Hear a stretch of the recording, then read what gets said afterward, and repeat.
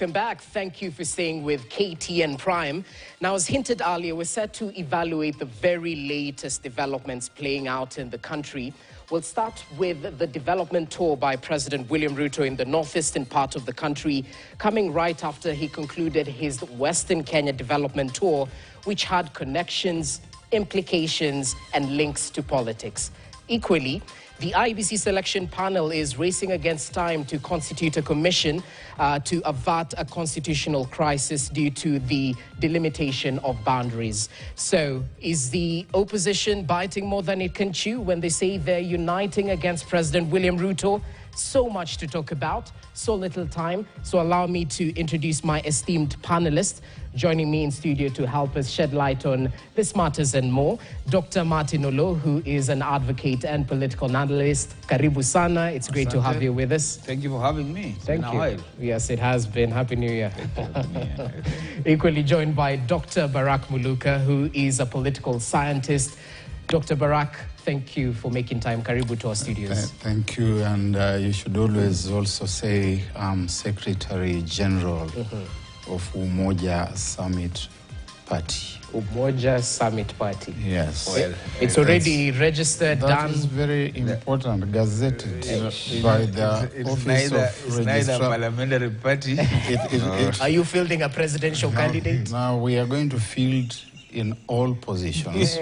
And he says, my detractor here says, we are neither a parliamentary party nor a county assembly party. Our space is in the rigor of ideas.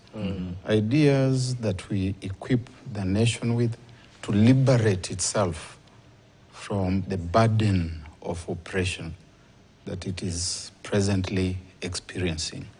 Others may boast of numbers, which are just mechanical numbers, devoid of any ideas, devoid of any ideological orientation, and therefore the miasma in which the country finds itself today, where people just wait. So you're focused on the emancipation of the minds. To be told to pige kura namna gani. This party will have a lot of English, but let's see whether it is. They say to bring it to the floor. All right, gentlemen, let's get to the crux of the matter. So much is happening as we're currently seated here in studio, because President William Ruto has kicked off his week-long campaign. It's a campaign-style walking tour, rather, of the northeastern region. The charm offensive in those 4 counties happening right after 5 chiefs were kidnapped by suspected Al-Shabaab militants. The president, of course, today assured that the 5 abducted Mandera chiefs will be brought back home safely as he vowed to sustain the fight against criminal gangs and terror groups. Let's just listen in to some of the sentiments that were shared by leaders during President Ruto's 4-day development tour in northeastern region today. Listen in. Geli nishamueleza ya kwamba juu chini, kulia kushoto, mbele na nyuma, east or west, mpaka mambo haya yatatuliwe, kwa sababu we have significantly downgraded the ability of the Al-Shabaab to unleash violence to the people Baguzi, ambayo imeendelea Kenya hii kwa miaka 60. Ati mtoto wa Mandera, ati mtoto wa Wajia, ama Garissa ama Tana River, ati akienda kutafuta kitambulisho anaulizwa maswali kuzidi ile wamama wanaulizwa huko kwa maternity. Hiyo maneno tumesema itakoma. Tunakupongeza na tunakuunga mkono kwa sababu Mandera ni Kenya na lazima ipate haki yake kama sehemu moja ya Kenya. And the only crime you have committed, the only crime President Ruto is being accused for, is that he is uniting the people of Kenya as one indivisible, united people. And there you have it, some sentiments shared by President William Ruto and CS for Environment, Aden Duale, just to name a few. So, Dr. Ari, I'll start with you, Wakili, because at face value, it seems like the president is a step ahead at not putting all his political eggs in one basket. As much as this is a development tour, even as the president is set to hold, is it a cabinet meeting on Thursday in northeastern Kenya, As you analyze this trip, there must be political connotations. What message does this campaign, or does this campaign-style walking tour rather, send to other regions, including Mount Kenya? First of all, let us put the context. Okay. And I like what Aden Duale is saying, that the crime that Ruto is committing is the crime of uniting Kenyans. And I want to agree, he's uniting Kenyans. Because when he speaks, the people who do not agree with him unite. Yeah, and when he's on his campaign, the people who seem to agree with him unite. So when you see him in Northeastern or you saw him in Western, he's pursuing a narrative. And the narrative is the old beaten road. The old beaten road is go to a place with goodies, promise them heaven, tell them that if they re-elect you, you will even do better, but leave them the way you found them. Because the point is that if you're going to Northeastern and you're talking to them 60 years down the line, what do we have to show for this part of the country? Not just about IDs, about development. What kind of investments have we put there? Thank God for devolution has brought a bit of resources. But there are real questions to ask about Northeastern. So some of the things he's saying that they don't have to be asked questions. It's also a context that you're having a porous border just on the other side. You're having similar groups of people on this side and similar groups of people on that side. Therefore, if you want to police the border, you really want to make sure that you police that border. So the populist parts of his conversations are okay, but national security is a little bit more serious than just populist statements about anybody being able to acquire an ID and getting in. The same questions are asked on borders in Busia, same questions are asked on borders in Namanga, and so on. So basically what you're saying is that issues of citizenship are national security issues, and that conversation shouldn't be politicized. So we are back to the same old politics where we want to politicize everything and anything. But Barack Muluka, when you go to such areas, you tell people what they want to hear. Can you draw similarities to the Western Kenya Development Tour, where equally we saw some checks disbursed to farmers in terms of bonuses? Well, what similarities can you draw? And equally, can Deputy President Kithure Kindiki actually calm the political temperatures in the mountain before the president's development tour in central Kenya this March? First, thank you very much. Second, I think vote of empathy with the people who have been, whose families of the people who have been abducted, and certainly with the abductees themselves, because this is an abduction of chiefs, and it's worrying. We are increasingly taking on that character of the global headquarters of abductions, and without any intended levity, really a vote of sympathy and empathy, and at the same time recognizing that there's been a tragedy in Shinyalu in Kakamega. I think once again a vote of empathy, the concerned families.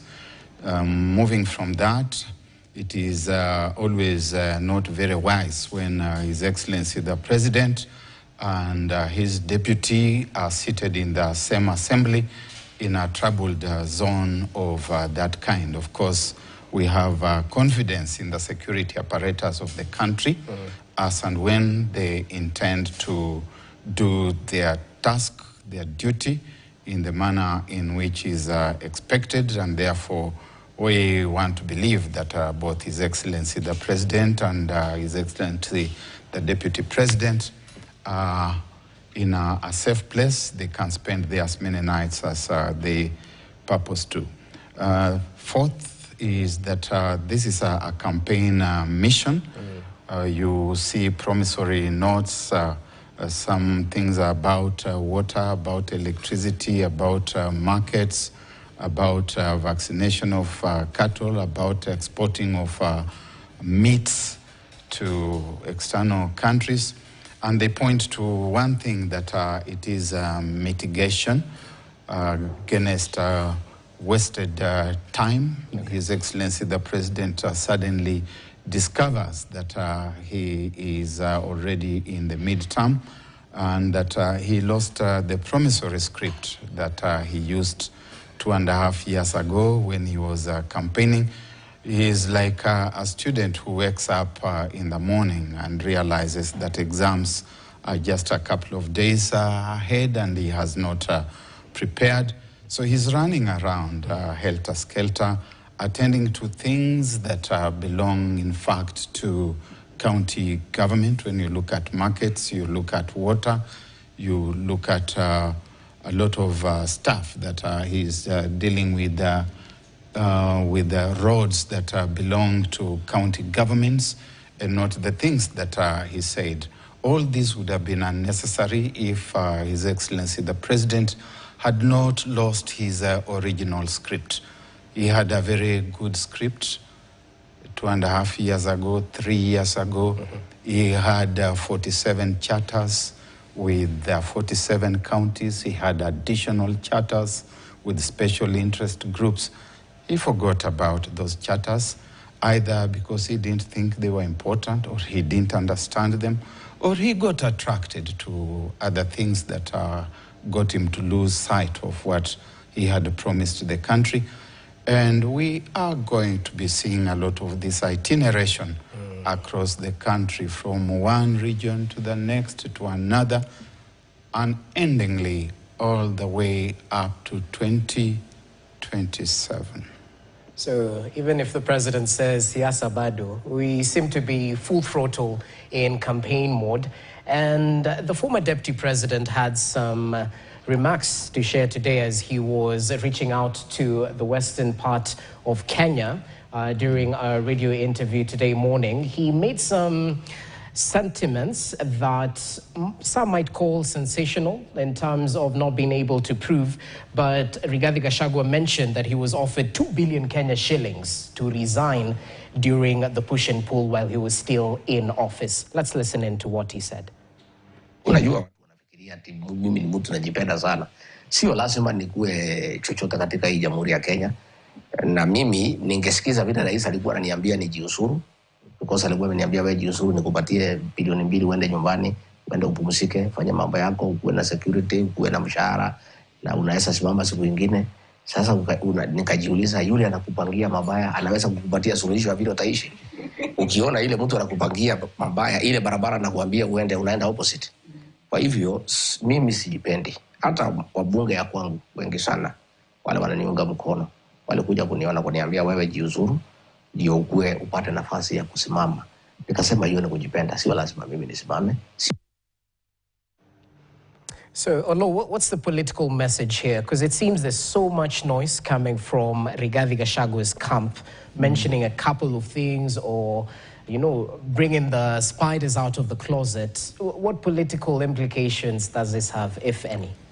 You see, there is a script that Rigathi Gachagua is playing out. He is a truthful man.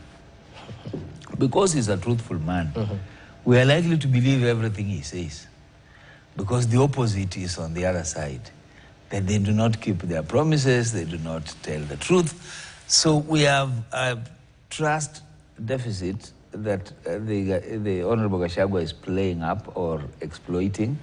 Because if the people in power are not trusted, or if somebody who was close to power was pushed out of the door, the way Gachagua was pushed out of the door, you are likely to hear his story or to agree with his story more than you are going to agree with the story that is being told elsewhere.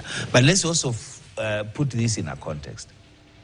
Was he asked to resign? Was he offered any incentives to resign? Could he have been offered any incentive to resign? Absolutely yes. Because there was an option. How do we avoid impeachment? He says that whoever asked him to do that, he said no to it.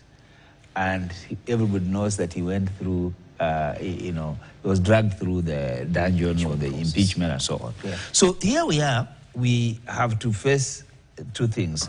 One, a former deputy president out there now giving us snippets and giving us some inside, soap opera type of stories from the executive. And that's good for us, because then it gives us some fodder to understand that perhaps the reason why things are where they are is because there is an explanation to it. Secondly, there is a way in which we are saying that we have perpetually rendered this country into a campaign mode. The president is busy campaigning. He's been campaigning. In fact, I don't think he knows anything else other than campaigning. Because remember, when he was deputy president, he was campaigning to be president. And when he finished campaigning to be president, he's still campaigning to be second term. So he's campaigning throughout. What does that mean? It means we have little time to settle down, to achieve anything, to even deliver on our promises and so on. Because when you're making promises upon promises, all you're doing is postponing the opportunity to say, we might do nothing this time, but we are focusing on roads. We'll get a few kilometers done. We may do nothing else again, we'll focus, say, on water and so on and get a few things done. I have no problem if you go to Western and you actually come up with a blueprint for agriculture and you give us the additional sums that we need to have in order for us to realize that, I have no problem. But if you go there with bonus, if you go there with a one-off,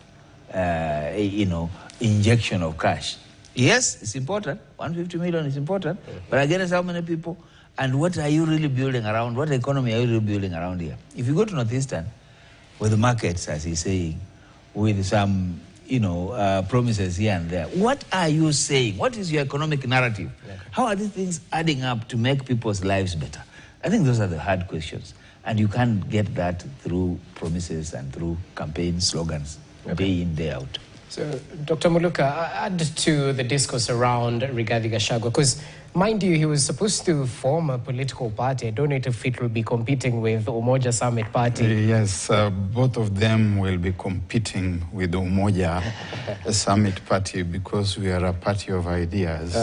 Yes. Okay, interesting. So what do you make of Rigathi Gachagua? First one, those kind of things. Well, what do you make of his sentiments? Now, you see, from both sides, you can see baits. They have found waters that are full of marine life that they want to catch. And both Rigiji and William Ruto are sinking their hooks, sinking their lines. Rigiji is sinking with the words, sweetness. William Ruto is sinking with make-believe optics. Optics, we have brought you here electricity. We are now launching a market here in Luanda that we are launching a transformer here. We are laying a foundation stone somewhere in Huisero. And we are going to especially interrogate the abiding interest in Huisero. I think he's already scared of Umoja Summit Party because it has a very strong presence. All right. Now you see what he's doing. Let him blow the national platform. Let me just come to this. Don't panic. Take it easy. Don't panic. President William Ruto had a blueprint for Western Kenya. And to that extent, Rigiji is right. He had a blueprint that spoke of 3 factories, brand new, that spoke of 1,000 kilometers of bitumen roads, that spoke of giant water projects and the like that he was going to engage in. If he's coming to Western at this point to talk about development, he should be coming with that blueprint as his marking scheme, and saying that the promises that I made, I have gone this far. If he's not able to do that, he should still explain to the people why it's been impossible to deal with the 1,000 kilometers of bitumen and what he has done, because so far not an inch of that 1,000 kilometers has been done. Flip it the other side, and you will find Rigiji, who was extremely hostile to the people of the Murembe nation. And his hostility was not feigned. It was not an act of drama in the manner in which he tried to portray it this morning when he was saying, what did you bring to Ruto? You brought nothing. You have been given more than you deserve. You could see the hostility was written all over his face, his body language. He carried it on his sleeve. So today, I would take everything that he says with a pinch of salt. And maybe not just a pinch, with a heavy dose of salt. Okay. People who are seeing a region that they are thinking this one is going to be easy for us to carry. Hawa Waluya unakuja unawadanganya tu na maneno kidogo kidogo matamu matamu alafu unaenda now. For the president, it would have been completely unnecessary for him to become a rolling stone across the country, and especially in Western, if he had done what he had promised. But he had Moses Wetangula and Musalia Mudavadi, who are completely compliant, who are completely docile. They are not able to remind him that we have got a covenant with you here, Your Excellency. And Rig G, who now comes to start styling himself as the spokesperson for the region, he can't be. I wanted to remind him that at least he delivered the speaker to Moses Wetangula. He delivered the prime cabinet, and those two are happy. And that who said they are not happy? And that became 30% of government? That's the 30%? No. We say in Emmanuel, wakishiba hawasumbui. Interesting. So, briefly, what do you make of the move by the ANC party to fold into Kenya Kwanza? Will it have political ramifications in Western Kenya, in Emanyuri, as you mentioned? But he's conflicted because he has already taken advantage of that situation. And formed a party. Yeah. No, my party was always involved. You don't form a party overnight. Okay. Ask anyone who has tried to form a party.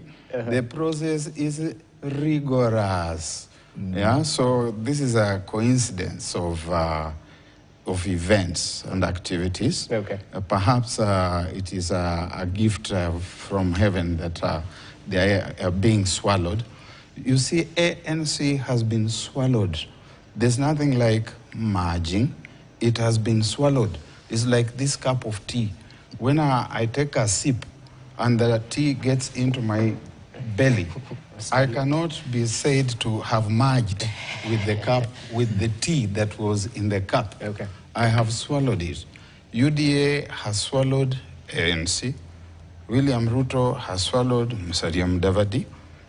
Moses Wetangula is still struggling because he started trying to swallow him from the legs. Musalia was swallowed from the head. And you know, when you are swallowed from the head, you are swallowed, you are dead meat and gone.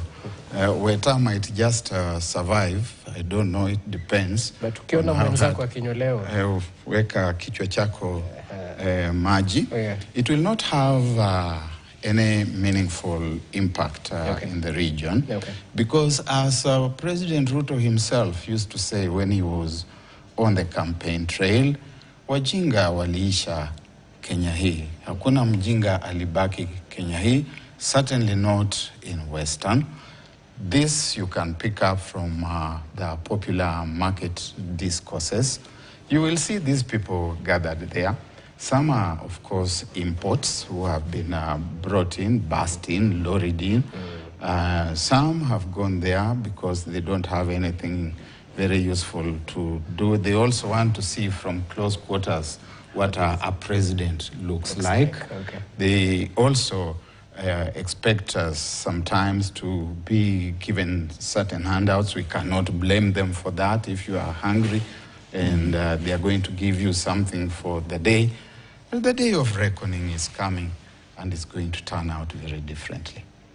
Speaking of the day of reckoning, I assume you meant the 2027 general election, and Absolutely. It seems the IEBC selection panel has its work cut out for it. because they're supposed to constitute a commission in less than 90 days. That's according to the IEBC selection panel chair, Bwana Makanda.